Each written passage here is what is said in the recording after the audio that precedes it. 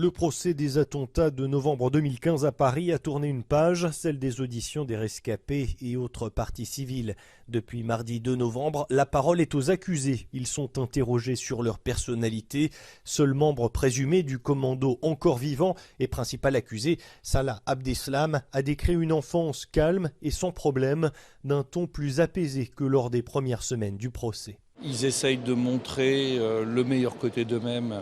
C'est la règle du jeu et ça ne pose pas de difficultés particulières.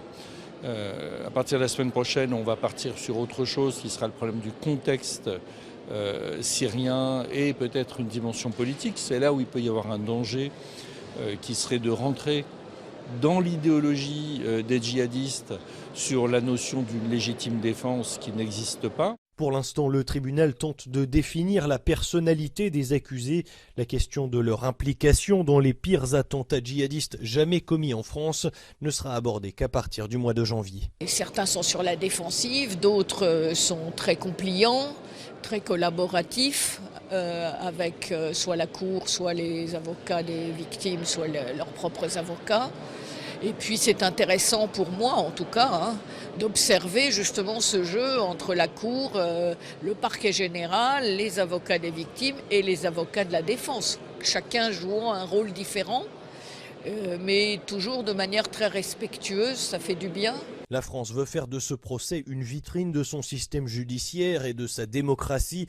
14 complices présumés des attaques sont présents à l'audience. 6 autres, dont 5 possiblement morts, sont jugés par défaut. Les États-Unis n'ont jamais été capables de faire le procès des terroristes du 11 septembre.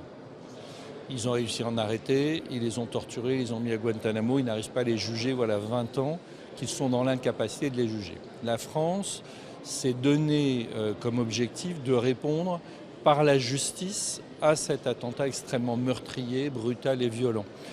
On est sur un procès qui est à la mesure et à la hauteur des enjeux, c'est-à-dire à la fois de la gravité des faits et de l'importance qu'il y a à être capable de les juger.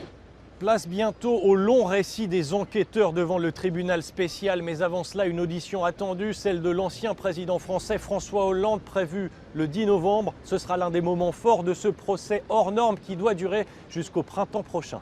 Cyril Fourneris, CGTN, Paris.